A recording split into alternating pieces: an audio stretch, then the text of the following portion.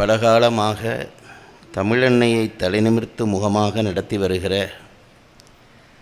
அன்புக்குரிய சகோதரர் ஸ்டாலின் குணசேகரன் அவர்களுக்கு என்னுடைய வணக்கத்தையும் வாழ்த்தையும் தெரிவித்து மகிழ்கின்றேன்.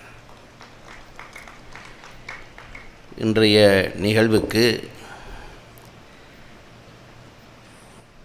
கல்விப்பணி செய்து வருகிற தேவராஜன் ஐயா அவர்கள் தலைமை தாங்குகிறார். அவரை பார்த்ததுமே நான் ஒரு செய்தி சொன்னேன். என்னவோ தெரியவில்லை, சில பேரை பார்த்தால் அவர்களை மரியாதை செய்ய வேண்டும் என்ற எண்ணம் தோன்றும். ஐயா அவர்களை பார்த்த பொழுது, அவர்களுடைய அந்த தெய்வீக முகத்தை பார்த்த பொழுது அந்த மரியாதை தோன்றியது. அது இறைக்கொடை என்று நினைத்து அவருக்கும் என்னுடைய அன்பையும் வணக்கத்தையும் தெரிவித்து மகிழ்ச்சி அடைகிறேன்.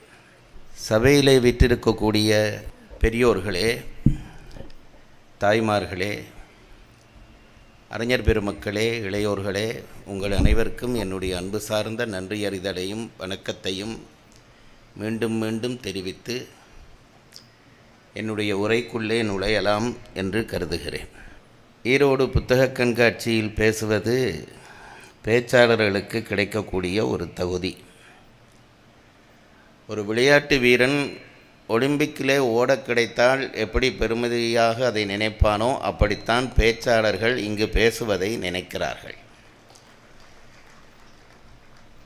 அந்த அளவுக்கு மிகச்சிறப்பாக ஒழுங்கமைத்து ஏதாவது ஒன்றில் குறை கண்டுபிடிக்கலாம் என்று நினைத்து வந்தால் கூட கண்டுபிடிக்க முடியாத அளவுக்கு இத்தனை ஆயிரம் பேரை கூட்டி இப்படி ஒரு விழா நடத்துவது என்பது லேசான காரியம் இல்லை. இந்த காரியத்துக்கு பின்னாலே பல பேர் இருக்கிறார்கள் என்பது எனக்கு தெரியும். இளைஞர்கள் இருக்கிறார்கள், பயிற்றுவிக்கப்பட்ட ஆசிரியர்கள் இருக்கிறார்கள். இன்று கூட எங்களை அழைத்து வருவதற்காக ஒரு ஆசிரியர் வருகை தந்திருந்தார். அவருடைய பணிவு, அக்கறை இதையெல்லாம் பார்த்து வியந்தேன். இப்படி பல பேருடைய கரங்கள் சேர்ந்து இத்தகைய ஒரு பெரிய திருவிழா நடைபெறுகிறது.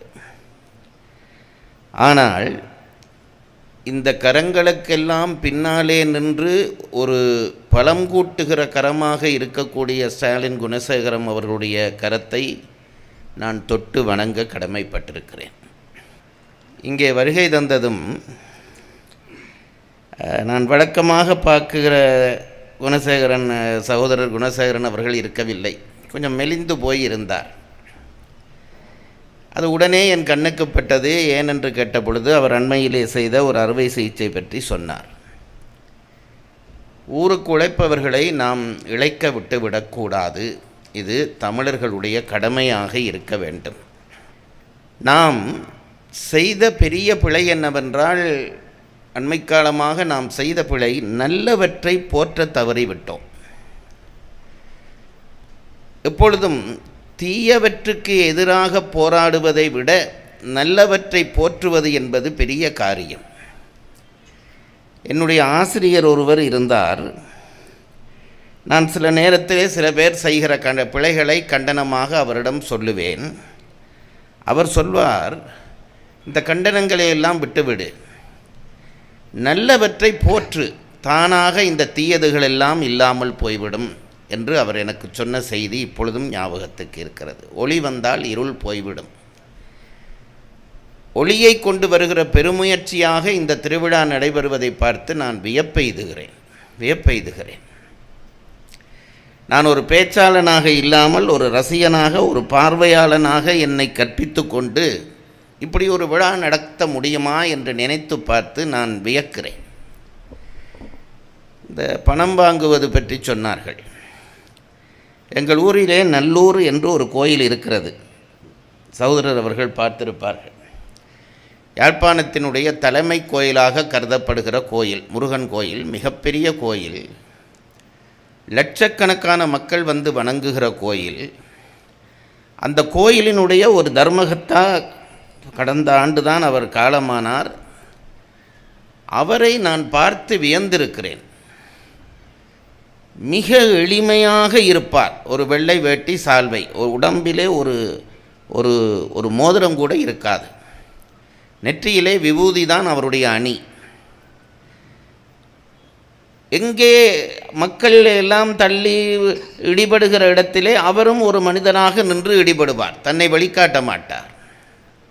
அந்த கோயிலிலே ஒரு சிறப்பு என்னவென்று கேட்டால், அர்ச்சனை பணம் இன்றைக்கும் ₹1 தான். ஒரே ₹1 தான் அர்ச்சனை. நீங்கள் ₹100 கொடுத்து இதை அந்த கோயிலுக்கு எடுங்கள் என்று சொன்னாலும் 100 துண்டு கிழித்து தந்து விடுவார்கள்.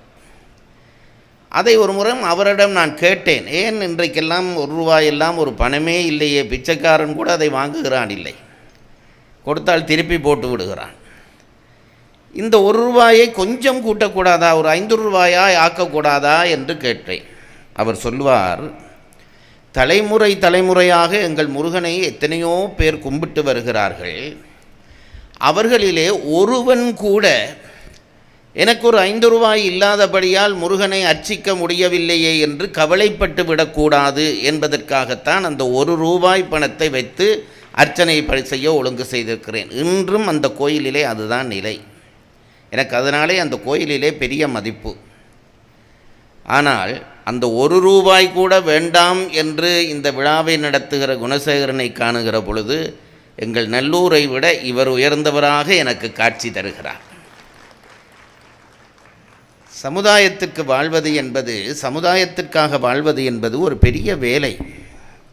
பாரதி சொன்னான், நானெனும் ஆணவம் தள்ளலும், இந்த ஞாலத்தை தானெனக் கொள்ளலும், ஒரு மோன நிலையில் இருத்தலும், இந்த மூவகை காலம் கடத்தலும். ஒரு சமூக தொண்டனுக்கு இருக்க வேண்டிய பண்புகளை அப்படியே அடுக்கி கொண்டு போகிறான் பாரதி. எவன் நான் என்கின்ற எண்ணத்தை தவிர்க்கிறானோ அவன்தான் சமூகத்திற்காக பாடுபட முடியும். அத்தகைய ஒரு பெருமனிதனாக நான் குணசேகரன் அவர்களை பார்க்கிறேன். என்னையும் சொல்லப்போனால் ஈரோடுக்கு கிடைத்த ஒரு வரம் என்று அவரை நீங்கள் கொள்ளுங்கள்.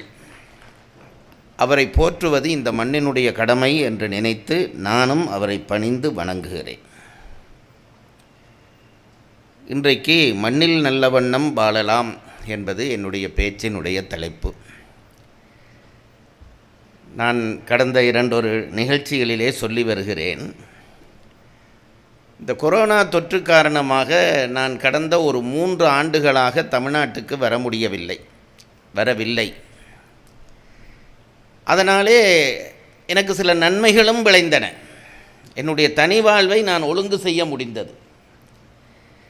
தனி வாழ்வை ஒழுங்கு செய்வதென்றால் என்ன என்று கேட்டால், நான் நேற்றும் கூட எங்கேயோ சொன்னேன், தனி வாழ்வை ஒழுங்கு செய்வது என்னவென்றால், என்னுடைய ஒரு நேர்கோடு என்றால் என்னவென்றால், ஒரு புள்ளி வைத்து அந்த கோட்டிலே அசைவில்லாமல் ஒரே மாதிரி வர வேண்டும், அதுதான் நேர்கோடு. ஒழுக்கமும் அப்படிப்பட்டது தான். ஒரு நாளிலே நான் எப்படி வாழ்கிறேனோ, காலையிலே நான் எத்தனை மணிக்கு எழும்புகிறேனோ அதே போல் ஒவ்வொரு நாளும் நான் எழும்ப வேண்டும். காலையிலே நான் எத்தனை மணிக்கு குளிக்கிறேனோ அப்படி ஒவ்வொரு நாளும் குளிக்க வேண்டும். காலையிலே எத்தனை மணிக்கு காப்பி குடிக்கிறேனோ ஒவ்வொரு நாளும் அந்த நேரத்துக்கு குடிக்க வேண்டும். காலையிலே எந்த நேரம் சுவாமி கும்பிடுகிறேனோ ஒவ்வொரு நாளும் கும்பிட வேண்டும். இப்படி ஒவ்வொன்றாக சொல்லி, நான் இரவிலே எந்நேரம் படுக்கிறேனோ ஒவ்வொரு நாளும் அதை நேரத்துக்கு படுக்க வேண்டும். இதற்கு பெயர் தான் ஒழுக்கம். பல பேர் ஒழுக்கம் என்றால் சிகரெட் குடிக்காமல் இருப்பது, சாராயம் குடிக்காமல் இருப்பது, இப்படி சொல்கிறார்கள். அது ஒழுக்க ஈனங்களினுடைய கண்டனமே தவிர அவை ஒழுக்கங்கள் அல்ல. ஒழுக்கம் என்பது ஒரு மனிதன் தன்னுடைய வாழ்வை தொடங்கினால் அந்த வாழ்வு முறை அப்படியே இருக்க வேண்டும், மாற்றம் இருக்கக்கூடாது. அதனால்தான் ஒரு காலத்திலே அந்தணர்களுக்கு ஒரு சட்டம் விதித்திருந்தார்கள், கடல் கடந்து அவர்கள் போகக்கூடாது என்று சட்டம் விதித்திருந்தார்கள். ஏனென்றால் கடல் கடந்து போகத் தொடங்கிவிட்டால் ஆசாரம் சீலம் என்பவை மாறத் தொடங்கி விடுகிறது. நான் கண்கூடாக காணுகிறேன், என்னையும் உட்படுத்தி சொல்லுகிறேன். என்றைக்கு நம் இடத்தை விட்டு போகிறோமோ, வேறொரு இடத்துக்கு போகிறோமோ, நம் வாழ்வு முறை மாறிவிடுகிறது. என்னுடைய உணவு மாறுகிறது, என்னுடைய உறக்கம் மாறுகிறது, என்னுடைய வழிபாடு மாறுகிறது. நான் நினைத்தபடி வாழ முடியவில்லை. ஊரில் இருக்கிற பொழுது நான் சாப்பிட்டது போல இங்கே வந்து சாப்பிட முடியவில்லை. சாப்பிட முடியவில்லை என்றால் எனக்கு குறை வைத்தார்கள் என்று அர்த்தம் சொல்லவில்லை, எனக்கு கூடுதலாக தருகிறார்கள். நீங்கள் அதிகம் சாப்பிடக்கூடாது, உடம்பு பருத்து விட்டது என்று சொல்லுகிறவர்கள் தங்கள் வீட்டுக்கு கூப்பிட்ட உடனே இன்றைக்கு ஒரு நாள் தானே, நன்றாக சாப்பிடுங்கள் என்கிறார்கள். அது அவர்களுடைய அன்பின் வெளிப்பாடு. அதனாலே தான் அந்தணர்கள் வெளிபோகக்கூடாது என்று சொன்னார்கள். நான் அதை பூரணமாக உணர்கிறேன். அந்த ஒழுக்க வாழ்வை இந்த கொரோனா எனக்கு இந்த 3 ஆண்டுகளிலே கற்றுத்தந்தது. எனக்கு கொரோனாவுக்கு நான் நன்றி சொல்ல கடமைப்பட்டிருக்கிறேன். இல்லாவிட்டால் இப்படியே ஓடி ஓடி என் வாழ்வு போயிருக்கும். இப்பொழுது அது முடிந்தவுடனே திருப்பி தொடங்கிவிட்டது அந்த வாழ்க்கை. நான் ஒன்றை சொல்ல வேண்டும். என்னவென்றால், நான் 3 ஆண்டு வரவில்லை. 3 ஆண்டு வரவில்லை என்றதும் எனக்குள்ளே ஒரு எண்ணம் இருந்தது. திருப்பி வரத் தொடங்கிய பொழுது, கடந்த மே மாதத்திலே பாண்டிச்சேரி கம்பன் விழாவுக்கு வந்தேன். வரத் தொடங்கிய பொழுது என்ன நினைத்திருந்தேன் என்றால், என்னை தமிழ்நாட்டு மக்கள் மறந்திருப்பார்கள் என்று நினைத்திருந்தேன். 3 ஆண்டு போனால் யார் தான் நினைத்து வைத்திருக்க, அப்படி என்ன, நான் என்ன பெரிய கடவுள் பிறப்பா, என்னை மறந்திருப்பார்கள் என்று நினைத்தேன். ஆனால் என்ன ஆச்சரியம் என்றால், நான் திரும்பி வந்து பார்த்தால், இதை தற்புகழ்ச்சியாக நான் சொல்வதாக தயவு செய்து எடுத்து விடாதீர்கள், யதார்த்தத்தை சொல்கிறேன். திரும்பி வந்து பார்த்தால் எனக்கு முன்பிருந்த மரியாதையை விட 3 மடங்கு மதிகாரை இப்பொழுது அதிகரித்திருக்கிறது. இதை நீங்கள் பாராட்ட வேண்டும் என்று சொல்லவில்லை, யதார்த்தமாக சொல்கிறேன். 3 மடங்கு அதிகரித்திருக்கிறது.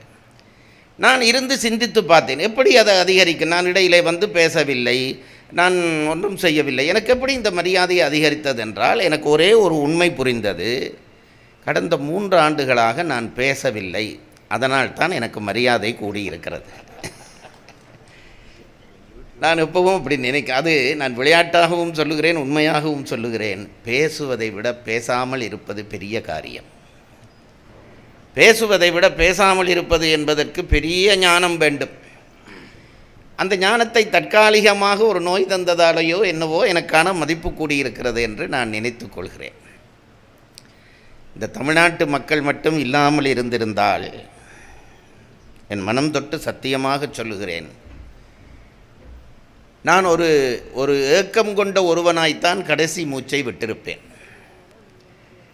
இந்த தமிழ்நாடு எனக்கு தருகிற அன்பு, மரியாதை, ஆற்றல், இந்த நண்பர்களெல்லாம் காட்டுகிற அக்கறையை காணுகிற பொழுது இந்த வாழ்வு எனக்கு பயனுள்ள வாழ்வாக அமைந்துவிட்டது என்று திருப்தியோடு இருக்கிறேன். அதற்கு நீங்கள்தான் காரணம் என்பதை நான் சொல்லிக்கொள்ள விரும்புகிறேன்.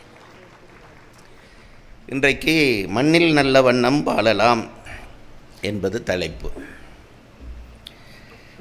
இந்த தலைப்பு தேவாரத்திலே வருகிற, ஞானசம்பந்தர் தேவாரத்திலே வருகிற ஒரு அடி. அது உங்களுக்கு தெரிந்திருக்கும். மண்ணில் நல்ல வண்ணம் வாழலாம் வைகளும், எண்ணில் நல்ல கதிக்கு யாதுமோர் குறைவிலை, கண்ணினல் அகுதுரு களமள வளநகர் பெண்ணினல் ஆளோடும் பெருந்தகை இருந்ததே என்றார் ஞானசம்பந்தர். அந்த ஞானசம்பந்தருடைய அந்த அடியைத்தான் தொட்டு நான் பேச விளைகிறேன். மண்ணில் நல்ல வண்ணம் வாழலாம். ஓஹோ, அப்படி என்றால் இவர் ஒரு சமய பிரசங்கம் பண்ண போகிறார் போல் இருக்கிறது என்று உங்களில் சிலர் நினைக்கலாம். ஒரு வகையிலே அது சமய பிரசங்கம்தான். ஆனால் வளமையான சமய பிரசங்கமாக அது இருக்காது என்பதை நான் சொல்ல விரும்புகிறேன்.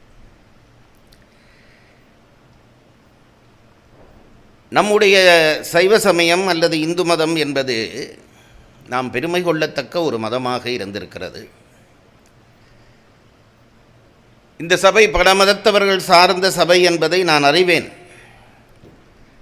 ஆனால் எல்லா மதங்களிலும் உயர்ந்த விஷயங்கள் இருக்கத்தான் செய்கின்றன. அதை அந்தந்த மதத்தவர்கள் தான் எடுத்துச் சொல்ல வேண்டும். அதில் ஒரு தவறும் இல்லை.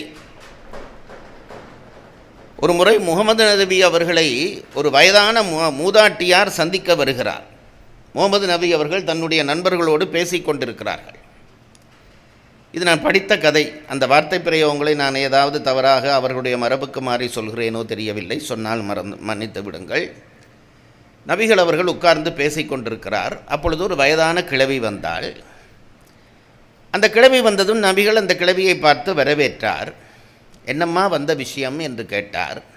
அந்த அம்மா தயங்கி தயங்கி தன்னுடைய கையிலே வைத்திருந்த ஒரு பையை கொடுத்து, இதிலே நீங்கள் சாப்பிடுவதற்காக சில பழங்களை நான் கொண்டு வந்திருக்கிறேன் என்று கொடுத்தார். நபிகள் நாயகம் அதை வாங்கினார். அப்படியா, தாருங்கள் என்று வாங்கினார். வாங்கி அதிலே ஒரு பழத்தை எடுத்தார். எடுத்து கடித்து சாப்பிட்டார். முழுமையாக சாப்பிட்டார். இந்த பக்கத்திலே இருந்த நண்பர்களுக்கெல்லாம் ஆச்சரியம். நபிகள் எப்பொழுதும் யாராவது ஒன்றை கொண்டு வந்து கொடுத்தால் நண்பர்களுக்கும் பகிர்ந்து தான் உண்பார். இந்த முதல் பழத்தை இவர் சாப்பிட்டு முடிக்கிறார், ஒருவருக்கும் பகிர்ந்து கொடுக்கவில்லை. அந்த நண்பர்கள் நினைத்தார்கள், அப்படியானால் இந்த மற்ற பழங்களை எங்களுக்கு பகிர்ந்து தரப்போகிறாராக்கும் என்று நினைத்தார்கள். ஆனால் நபிகள் அப்படி செய்யவில்லை. ஒவ்வொரு பழமாக எடுத்து தானே முழுமையாக உண்கிறார். நண்பர்களுக்கு பெரிய ஆச்சரியம், இப்படி செய்ய மாட்டாரே, இப்படி இன்றைக்கு செய்கிறாரே, இவருக்கு என்ன ஆயிற்று என்று அவர்கள் யோசிக்கிறார்கள். அந்த கொண்டு வந்த கிழவிக்கு ஆனந்தமான ஆனந்தம். யாருக்கு கொண்டு வந்தாலோ அதை அவர் சாப்பிடுகிறார். நண்பர்களுக்கு கொடுத்திருந்தால் கூட அந்த கிழவிக்கு மகிழ்ச்சி இருந்திருக்காது. நபிகளே சாப்பிடுகிறார் என்ற உடனே ஆனந்தப்பட்டாள், கண்ணீர் வடித்தாள். அம்மா, ரொம்ப சுவையான பழத்தை தந்தீர்கள் என்று நபிகள் நன்றி சொன்னார். அந்த அம்மையார் கண்ணீரோடு போய்விட்டார். சூழ இருந்த நண்பர்கள் அவரை கேட்டார்கள், நபிகள் நாயகமே, நீங்கள் இப்படி ஒரு நாளும் செய்ய மாட்டீர்களே, நல்ல உணவென்றால் எல்லாருக்கும் பகிர்ந்துதானே உண்பீர்கள், இன்றைக்கு என்ன இந்த பழங்களை மட்டும் நீங்கள் தனியே உண்டீர்கள், இதற்கு என்ன காரணம் என்று கேட்ட பொழுது நபிகள் நாயகம் சொன்னாராம், நண்பர்களே, நீங்கள் நான் இந்த பழத்தை ருசி காரணமாக உண்டு விட்டேன் என்று நினைக்கிறீர்கள். இல்லை, இந்த பழம் மிக புளிப்பான பழமாக இருந்தது. முதல் பழத்தை நான் சாப்பிட்ட பொழுதே அதனுடைய புளிப்பு தெரிந்து விட்டது. இந்த பழத்தை நான் அந்த கிழவிக்கு முன்னாலே உங்களுக்கு தந்திருந்தால் நீங்கள் எல்லாம் சாப்பிட்டு முகம் சுளித்திருப்பீர்கள். அதனாலே அந்த பெண்ணினுடைய மனம் பாடும்.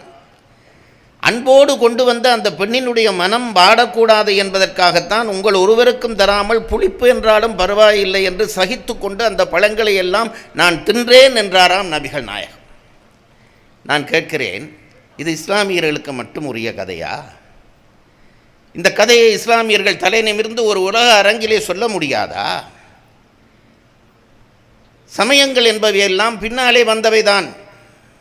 ஒவ்வொருவரும் ஒவ்வொரு விதமாக கடவுளை தரிசிக்கிறார்கள், அவ்வளவுதான் வித்தியாசம். அந்த தரிசனங்களிலே வேறுபாடுகள் வரலாம், அதிலே மாறுபாட்டுக்கு இடம் இல்லை. ஆனால் எல்லாரும் தேடிய பொருள், காண நினைத்த பொருள் ஒன்றுதான் என்று நினைக்கிற பொழுது அவரவர் சமயத்தவர்கள் தங்கள் தங்கள் பெருமையை வெளிப்பட பேசுவதிலே எந்த தவறும் இல்லை என்று நான் நினைக்கிறேன்.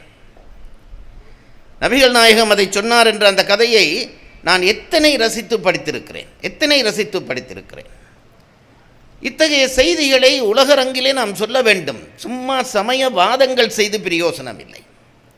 மாணிக்க வாசகரே சொன்னார், எனக்கு அதுதான் மாணிக்க வாசகர்களே ரொம்ப பெருமை. அவர் என்ன சொன்னார் தெரியுமா? சமயவாதிகள் தத்தம் மதங்களே அமைவதாக அரற்றி மலைத்தனர் என்றார். சும்மா பைத்தியக்காரர்கள் இப்படி பேசி கொண்டிருக்கிறார்கள் என்றார். யாரு? மாணிக்க வாசகர் சொல்லுகிறார். சமயவாதிகள் தத்தம் மதங்களே அமைவதாக அரற்றி மலைத்தனர். அது கொஞ்சம் பேர் இந்த புத்திசாலி இருப்பான், அவனுக்கு இந்த சமயத்தையும் அந்த சமயத்தையும் சண்டை வைக்கிறது தான் வேலை. அதனால்தான் பாரதி சொன்னான், தெய்வம் பல பல சொல்லி பகை தீயை வளர்ப்பவன் மூடன் என்றான். ஆகவே இறை நம்பிக்கை என்கின்ற ஒன்றை வைத்துக்கொண்டு அந்தந்த சமயத்திலே இருக்கக்கூடிய உயர்ந்த விஷயங்களை நாம் பேசாமல் விடுவது என்பது தவறு என்பது என்னுடைய கருத்து. என்னுடைய மதத்தை பற்றி நான் தான் சொல்ல முடியும். மதத்தை பற்றி சொல்லு என்றால் மதப்பரப்பலோ அல்லது கடவுளை கும்பிடுவதற்காக நான் பண்ணுகிற பிரச்சாரமோ அது அல்ல. என் சமயம் மண்ணில் நல்ல வண்ணம் வாழ்வதற்கு எப்படி வழிகாட்டி இருக்கிறது என்று நான் சொன்னால்தான் நான் ஒரு உண்மையான சமயியாக மாறுவேன். இன்றைக்கெல்லாம் என்ன ஒரு பெரிய தவறு நடந்து கொண்டிருக்கிறது என்றால், சமயம் பற்றியே பேசக்கூடாது, பேசினால் அவன் ஒரு குற்றவாளி. நான் கேட்கிறேன் உங்களை, கடவுள் நம்பிக்கை இல்லை என்கிறவர்கள் ஒரு புறம் இருக்கலாம், அதில் எந்த மறுப்பும் இல்லை, இருக்கலாம். ஏனென்றால் நம்முடைய சைவ சமயத்தினுடைய பெருமை பற்றி பேசுகிற பொழுது நான் சொல்லுகிற ஒன்று, அதை கொஞ்சம் ஒரு சிரமமான விஷயம் கொஞ்சம் சொல்லிவிட்டு உள்ளுக்கு போகிறேன். நம் சைவ சமயிகள் அவர் காலத்தில் இருந்த சமயத்தை 24 சமயங்களாக இனங்கண்டார்கள். இதை கொஞ்சம் தெரிந்து கொள்ளுங்கள். 24 சமயங்களாக இனங்கண்டார்கள். இந்த சமயத்தில் எந்த சமயத்தையும் அவர்கள் புறந்தள்ளவில்லை. அவர்கள் என்ன செய்கிறார்கள்? இந்த 24 சமயத்தையும் 4 கூறுகளாக பிரித்தார்கள். 6 சமயம் 6 சமயம் 6 சமயம் 6 சமயம் 4 கூறுகளாக பிரித்தார்கள். அந்த கூரை எப்படி பிரித்தார்கள் என்றால், சைவ சமயத்துக்கென்று ஒரு கொள்கை இருக்கும் அல்லவா, அது ஏதோ ஒரு கொள்கை, ஒவ்வொரு சமயத்துக்கும் ஒரு கொள்கை இருக்கும். அப்படி சைவ சமயம் தனக்கென்று வைத்திருக்கிற கொள்கையோடு நெருக்கமாக வரக்கூடிய சமயத்தவர்களை முதல் லிஸ்டிலே சேர்த்தார்கள். முதல் 6 சமயத்தவர்கள் என் கொள்கையோடு ஒத்துப்போகிறவர்கள், அவர்களுக்கு அகச்சமயிகள் என்று பெயர் வைத்தார்கள். அகச்சமயிகள் என்றால் எனக்கு நெருக்கமான சமயத்தவர்கள். பிறகு இன்னொரு 6 சமயத்தவரை பார்த்தார்கள். அவர்களுக்கு இவர்கள் சொல்லுகிற கொள்கையோடு உடன்பாடும் உண்டு, மறுப்பும் உண்டு. அவர்களையும் அவர்கள் புறந்தள்ளவில்லை. அவர்களை என்ன செய்தார்கள், அகப்புறச்சமயிகள் என்று சொல்லி, அவர்கள் நமக்குரியவர்களும் தான், கொஞ்சம் வெளியிலே நிற்கிறவர்களும் தான் என்று சொல்லி அவர்களை ஒரு 6 சமயமாக பிரித்தார்கள். தயவு செய்து இதை கவனிங்கள். நாம் நம் பெருமைகளை பேச கஷ்டப்படுகிறோம். உண்மைகளை காணுவது நமக்கு விருப்பம் இல்லை. சும்மா விளையாட வேண்டும், சிரிக்க வேண்டும், கைதட்ட வேண்டும். இன்றைக்கு அதுதான் மேடை என்று ஆகிவிட்டது. நான் சொல்லுகிற செய்திகள் நீங்கள் தெரிந்து வைத்திருக்க வேண்டிய செய்திகள். நான் சொல்லுகிறேன், முதல் சமயம் 6 சமயம் அகச்சமயம், அடுத்தது அகப்புறச்சமயம், உள்ளும் வெளியும். பிறகு ஒரு 6 சமயத்தை பார்த்தார்கள். அது கிட்டத்தட்ட நம் கொள்கைக்கு வேறாகவே இருந்தது. நம் கொள்கைக்கு கொஞ்சம் வித்தியாசமாக, உடன்பாடு பெரும்பாலும் இல்லாத சமயங்களாக ஒரு 6 சமயம் இருந்தது. அதையும் அவர்கள் துரத்தவில்லை. அதை என்ன செய்தார்கள், அகச்சமயம், அகப்புறச்சமயம், அடுத்தது புறச்சமயம் என்று ஒரு 6 சமயத்தை வைத்தார்கள். 6 6 6. இப்போ முடிஞ்சு போச்சா என்று கேட்டால் இல்லை. இதுதான் நான் என்னுடைய சமயத்தை பற்றி நான் பெருமிதம் கொள்வதற்கு காரணம். அதுக்கு பிறகு சொன்னார்கள், கொஞ்சம் கூட நம் கொள்கைக்கு தொடர்பில்லாத கொஞ்சம் பேர் இருந்தார்கள். கொஞ்சம் கூட நம் கொள்கைக்கு தொடர்பில்லை, அவர்களுக்கு முற்றாக நமக்கு விரோதிகளாகத்தான் இருந்தார்கள். அவர்களை என்ன செய்திருக்க வேண்டும், இவர்கள் புறந்தள்ளி இருக்கணும். அவர்கள் சொன்னார்கள், இல்லை, அவர்களும் சமயிகள் தான். முன்னுக்கு சொன்ன 6 சமயிகள், சமயி என்ற பெயரை கொடுக்கிறார்கள். முதலில் சொன்னவர்கள் நெருக்கமானவர்கள், சமயிகள் 6 பேர். கொஞ்சம் தள்ளினவர்கள் அகப்புறச்சமயிகள், அதுக்கு புறச்சமயிகள். பிறகு சொன்னார்கள் புறப்புறச்சமயிகள் என்று 6 பேரை எடுத்தார்கள். முற்றாக வெளியிலே இருக்கிறார்கள். அப்போ இந்த 6 6 6 6 24 சமயிகளை வைத்துக்கொண்டு இவர்கள் என்ன செய்கிறார்கள், இதில் ஒரு சுவை சொல்லுகிறேன். இந்த சமயத்தை வகுத்து நம் மூதாதையர்கள் முட்டாள்கள் அல்ல, அதை முதல் நாம் நினைத்து கொள்ள வேண்டும். மூதாதையர்கள் முட்டாள்கள் ஆகியிருந்தால் நாம் எப்படி அறிவாளிகளாக ஆகியிருக்க முடியும்? அவர்கள் விந்திலே இருந்து தோன்றிய நமக்கு அறிவு வருமா? இந்த உலகத்திலே எந்த இனமும் தன்னுடைய மூதாதையர்களை முட்டாள் என்று சொல்ல விரும்பாது. அதை நாம் புரிந்து கொள்ள வேண்டும். இப்படி 6 6 சமயமாக பிரித்தார்களே, அந்த கடைசி 24வது சமயம் வரும் அல்லவா, இந்த புறப்புறச் சமயத்திலேயும் 1 2 3 4 அந்த கடைசி 6வது சமயம் வருமில்ல, அந்த சமயம் என்ன என்று ஒரு கேள்வி எழுந்தது. அங்கேதான் நான் ரொம்ப பெருமைப்படுவேன். அந்த 24வது நமக்கு ரொம்ப தூரத்திலே இருக்கிற சமயம், அந்த சமயம் என்ன என்று கேட்டவுடனே சொன்னார்கள், அந்த சமயத்துக்கு என்ன பெயர் என்றால் நிரீச்சுரவாதம். நிரீச்சுரவாதம் அது என்ன புரியலையே சாமி? அது என்னவென்றால் ஈஸ்வரனை இல்லை என்று சொல்லுகிற ஒரு சமயம். ஈஸ்வரன், அதான் நிரீஸ்வரன் என்று பெயர் வந்தது. கடவுள் இல்லை என்று ஒருத்தன் சொல்லுகிறான். நீங்கள் நினைக்கிறீர்கள் நாத்திகம் என்பது இன்றைக்குத்தான் வந்தது, இப்பொழுதுதான் வந்தது என்று. இல்லை, அது அன்றைக்கே வந்து விட்டது. ஒரு குரூப் சொல்லிச்சுது, கடவுள் இல்லை, கண்ணாலே காணாத இதையும் நான் நம்ப மாட்டேன் அவன் சொன்னான். அவன் இந்த பஞ்சபூதங்கள் என்பதையே ஒத்துக்கொள்ள மாட்டான். அது படித்து பார்த்தால் தான் தெரியும். பஞ்சபூதங்களையே ஒத்துக்கொள்ள மாட்டான். ஏனென்றால் பூதங்கள் 4 தான் என்பான். நிலம், நீர், தீ, காற்று. ஆகாயத்தை ஒத்துக்கொள்ள, ஏன் ஆகாயம் கண்ணுக்கு தெரியவில்லை, ஆகவே ஒத்துக்கொள்ள முடியாது. இப்படிப்பட்டவன் அவனுக்கு 4 தான் தத்துவமே. அந்த கடவுள் இல்லை என்கின்றவன் இருக்கிறானே, அவனை கொண்டு வந்து 24வது சமையாக வைத்து, நீயும் ஒரு சமையை தான், வா நம்ம சபையில் உட்காந்து சாப்பிடுவோம். இப்படி ஒரு சபை சொல்லுமா? நீங்கள் கிட்ட சொந்தக்காரர்கள், அண்ணன் தம்பி இப்படி வா, அதுக்கு அடுத்தவன் கொஞ்சம் தூர சொந்த பக்கத்து வீடு வா, அடுத்த ஊர்காரன் வா, மற்றவன் என்னை எதிர்க்கிறியா, எதிரி வா, நீயும் எனக்கு எல்லாம் வேண்டப்பட்டவன் தான், ஒண்டா உட்காந்து சாப்பிடுவோம் என்று எல்லாரையும் சமையி என்று சொன்னது நம் சமயம்.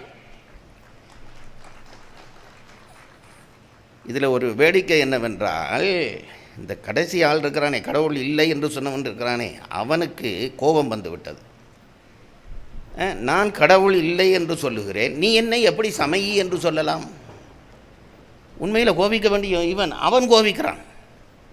நீ வா, நீயும் சமயி தான் என்று அவனை கூப்பிட்ட உடனே, ஏய் நான் தானே கடவுளே இல்லை என்றேன், என்னை நீ எப்படி சமயி என்று சொல்லலாம் என்று இவன் கேட்கிறான். அதுக்கு அவன் சொன்னான், இந்த சைவன் சொல்லுகிறான், நான் ஏன் உன்னை சமயி என்று சொல்கிறேன் தெரியுமா? நீ கடவுள் இல்லை என்கிறாய், கடவுள் இல்லை என்கிறாய். எப்படி நீ இல்லை என்றாய்? நீ அதை தேடி இருக்கிறாய், தேடியபடியால் தான் உனக்கு இல்லை என்ற பதில் வந்தது. கடவுளை தேடியபடியால் நீயும் சமயிதான். தேடாமல் ஒரு பொருளை இல்லை என்று சொல்ல முடியுமா? இப்போ இந்த இடத்துல செம்பில்லை என்கிறேன், நான் தேடி விட்டு தானே இல்லை என்று சொல்ல முடியும்.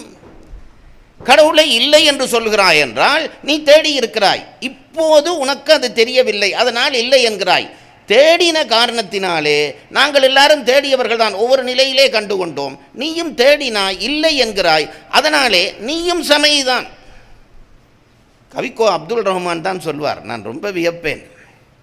சைவர்கள் கடவுளை சிவன் என்றார்கள், அவர் சொல்கிறத சொல்கிறேன் நான். சைவர்கள் கடவுளை சிவன் என்றார்கள், வைஷ்ணவர்கள் கடவுளை மகாவிஷ்ணு என்றார்கள், சாக்தர்கள் கடவுளை சக்தி என்றார்கள், கானாபத்தியர் பிள்ளையாரை கடவுள் என்றார்கள், நாத்திகர்கள் இல்லையை கடவுள் என்றார்கள். அவர் சொன்ன வார்த்தை. சைவனுக்கு சிவன் கடவுள், வைஷ்ணவனுக்கு திருமால் கடவுள், சாக்தனுக்கு சக்தி கடவுள், நாத்திகனுக்கு இல்லை கடவுள். அவன் இல்லை என்ற சொல்லாலே ஏதோ ஒன்றை சொல்கிறான் அல்லவா, அதுதான் கடவுள் என்றான். இப்படி ஒரு வேர் மிகுந்த சமயம் நம் சமயம். நான் அதனாலே பெருமைப்படுகிறேன். நாத்திகர்களை புறந்தள்ளவில்லை. சிதம்பரத்திலே ஒரு காலத்திலே நாத்திக வாதம் செய்வதற்கு மண்டபங்கள் இருந்ததாக சொல்கிறார்கள். கடவுள் இல்லை என்றவர்கள் வாதிடலாம். எனக்கு ரொம்ப பெருமை என்னவென்றால், இந்த அரங்கிலே எல்லார் கருத்துக்கும் இடம் உண்டு, எல்லார் கருத்துக்கும் இடம் உண்டு. நான் இன்றைக்கு தெய்வீகம் பற்றி சொல்லிவிட்டு போவேன், நாளைக்கு ஒருவர் தெய்வம் இல்லை என்றும் சொல்லலாம். அதுதான் நேர்மை. அப்படி இருக்க வேண்டும். என் கருத்தை எல்லாரும் விழுங்கிக் கொள் என்று கேட்டால் அது பொய் வரும். எனக்கு என்னுடைய கருத்தை நான் சொல்ல உரிமை இருக்கிறதே தவிர, இதுதான் நீ எல்லாரும் ஏற்றுக்கொள்ள வேண்டும் என்று சொன்னால் பொய் வரும். அது கடவுள் இருக்கிறவன் என்றவனும் அப்படி சொல்லக்கூடாது, இல்லை என்றவனும் சொல்லக்கூடாது. எல்லாருக்கும் தத்தம் கருத்தை சொல்லுகிற உரிமை இருக்கிறது. அதனால்தான் சைவ சமயத்தினுடைய பெரியவர்கள் எல்லாம் என்ன செய்தார்கள்? சாமியை வெறுமனே கும்பிட்டார்கள் என்று நீங்கள் நினைக்காதீர்கள். சாமி கும்பிட்டதான் அவர்கள் வேலை, அது கும்பிட்டார்கள், அது வேலை. அவருடைய போக்கு என்ன இருந்ததென்றால், இந்த உலகத்தை நேசித்தார்கள், உலகத்தை நேசிக்க தெரிந்தது. வேறு எனக்கு நான் ரொம்ப பெருமைப்படுகிற ஒரு பாடல், திருமூலர் சொன்ன பாடல். உலகத்திலே எனக்கு இப்படி ஒருவர் சொல்லியிருப்பார்களா என்று எனக்கு ஆச்சரியம். அவர் என்ன சொன்னார்? அன்பும் சிவமும் இரண்டென்பர் அறிவிலார். அன்பு வேற, சிவம் என்றே வேற என்று யாராவது சொல்றியாடா? கோயிலுக்குள்ளே நீ வராதே, நீ பூசை பண்ணப்படாது, நீ கோயிலுக்குள்ளே வராதே, உனக்கு உரிமை இல்லை, இப்படி ஒருத்தன் சொல்கிறாயாடா? உனக்கு சைவத்திலே இருக்கிற தகுதியே கிடையாது. நீ முதல் வெளியில் போ, நீ முதல் வெளியில் போ. ஏனென்றால் உன்னிடம் அன்பில்லை. அன்பில்லாத உனக்கு சிவம் இல்லை, உனக்கு கோயிலுக்குள்ளே நிற்கிற தகுதியே இல்லை. இப்படி சொன்ன சமயம் நம் சமயம். அந்த மகா முனிவன் சொல்லிவிட்டு போனானே, அன்பும் சிவமும் இரண்டென்பர் அறிவிலார். பிறகு சொன்னார், அதை சொல்லிட்டு சொல்கிறார், பிறகு வலியுறுத்துகிறார், அன்பே சிவமாவது யாரும் அறிகிறார். அன்புதாண்டா கடவுள், அன்புதாண்டா கடவுள். அன்பையும் சிவத்தையும் வேறு வேறு என்று சொல்லுகிறான் என்றால் அவனுக்கு கடவுளை தெரியவில்லை. அன்பே சிவமாவது யாரும் அறிகிறார். பிறகு சொன்னார், அன்பே சிவமாவது யாரும் அறிந்தபின் அன்பே சிவமாய் அமர்ந்திடுவாரே. இந்த ஒரு பாட்டு போதாதான் நம் சமயத்தை கொடிபிடித்து தூக்கி நாம் காட்டுவதற்கு? கொடிபிடித்த என்றால் நான் இன்றைக்கு இருக்கிற கட்சி கொடிகளை சொல்லவில்லை, பொதுப்பட சொல்லுகிறேன். சமயத்தினுடைய பெருமை. இப்போ அன்பை சொன்ன இதைத்தானே எல்லா சமயமும் சொல்லியது. ஒரு கன்னத்தில் அடித்தால் மறுகன்னத்தை காட்டு என்று இயேசுபிரான் சொன்னதுக்கு பின்னாலே இருக்கிற அர்த்தம் என்ன? அன்பு செய். உலக சதுரத்தை போதித்த இஸ்லாமியர்கள் சொன்ன அந்த வாக்குக்கு அர்த்தம் என்ன? அன்பு செய். புத்தம் சரணம் கச்சாமி என்று சொன்ன அந்த அந்த புத்தர் சொன்ன அதற்கு பின்னாலே இருக்கிற கருத்து என்ன? அன்பு செய். அந்த அன்பை சிவமாக கொள்கிற சமயமாக என் சமயம் இருந்தது என்பதிலே என் சமயமும் சரியான ஒரு சமயமாக இருந்திருக்கிறது என்று நான் பெருமை கொள்கிறேன். நிச்சயமாக நான் பெருமை கொள்கிறேன். இன்றைக்கு என்ன பிரச்சனை? நான் நினைக்கிறது உண்டு, இந்த மண்ணில் நல்ல வண்ணம் வாழலாம் என்று நான் சொன்னோன்னே ரெண்டு விதமாக நினைத்திருப்பார்கள். ஒன்று, ஏதோ ஊர் பிரச்சனை இவர் பேசப் போகிறார். இன்னொருத்தர் நினைத்திருப்பார்கள், இவர் ஏதோ சமய பிரசங்கம் பண்ண போகிறார். ரெண்டும் இல்லை. இன்றைக்கு உலகத்திலே இருக்கிற பிரச்சனையே, நான் நினைத்தாலும் நான் மண்ணில் நல்ல வண்ணம் வாழ முடியவில்லை. நான் மண்ணில் நல்ல வண்ணம் வாழ வேண்டும் என்று தான் நினைக்கிறேன். ஆனால் நான் நினைத்தாலும் மண்ணில் நல்ல வண்ணம் என்னால் வாழ முடியவில்லை. என்னை இன்றைக்கு இருக்கிற சமுதாயம் என்னை மண்ணில் நல்லவனாக வாழ விடுவதில்லை.